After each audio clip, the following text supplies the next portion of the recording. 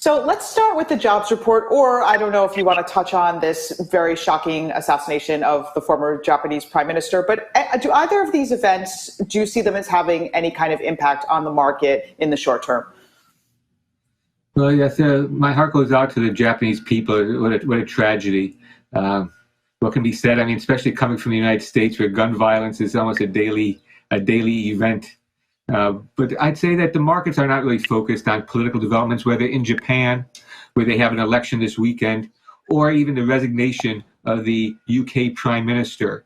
Instead, I think the markets are focused on the divergence of monetary policy, and again, this underlying resilience of the U.S. economy. So the U.S. jobs data did come out better than people had expected. So I would say there are pockets of weakness below the surface that will become more important going forward. The participation rate, despite higher wages, despite the squeeze on cost of living in the United States, participation rate actually fell a little bit. And when we're thinking about output, we know that output, what the country produces, is a function of how many hours are worked and our productivity. And what we learned in today's data is that the hours worked actually fell. It's only 1/10 of an hour, but we've got over 100 million people working. And so a 1/10 of an hour reduction is really tantamount to a lot of output. And so we'll get those numbers next week, actually. We get retail sales in the U.S. That should be fairly resilient. And industrial production also should be fairly good, especially given the rise in manufacturing employment contained in this week's data. So the question is what, if anything, does this mean for crypto markets? So I think that crypto is a proxy for speculative assets, for high-risk assets. And I would point out that the relationship that I pointed out the last time I was on the show, I really emphasized this relationship between Bitcoin and the NASDAQ as the sort of proxy for risk assets. And what's happened in the last 6 weeks or so, that correlation between the change in Bitcoin and the change in the NASDAQ has fallen to the year's low. It's still high, 40% correlation, and it's turned up. So that tells me that while crypto has been on a path of its own as people had to adjust positions, manage their risk, that the link with the stock market is going to begin firming up again.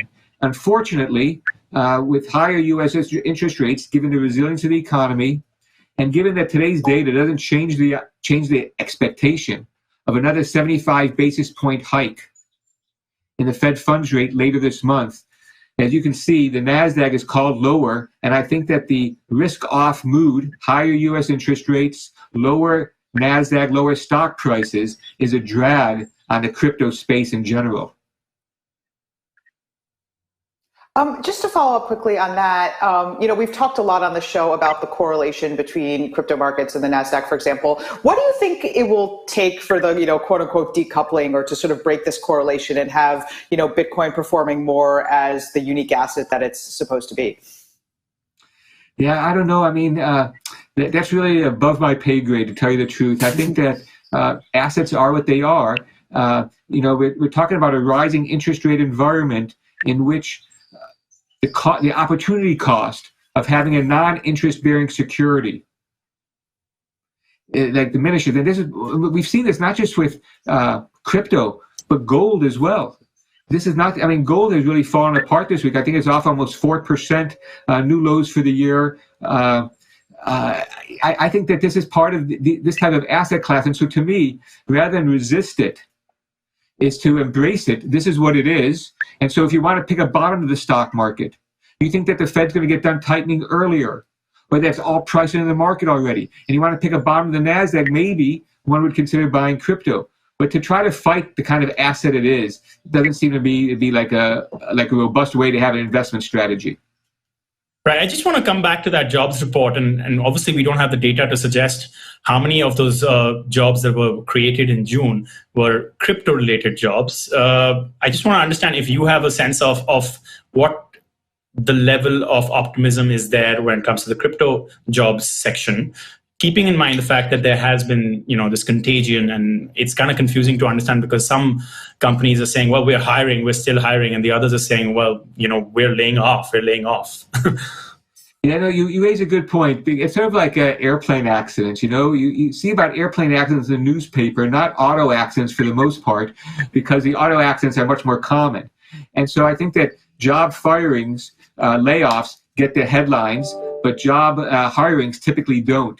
You have to remember that this non-farm payroll number is it's not simply that the U.S. created 372,000 jobs.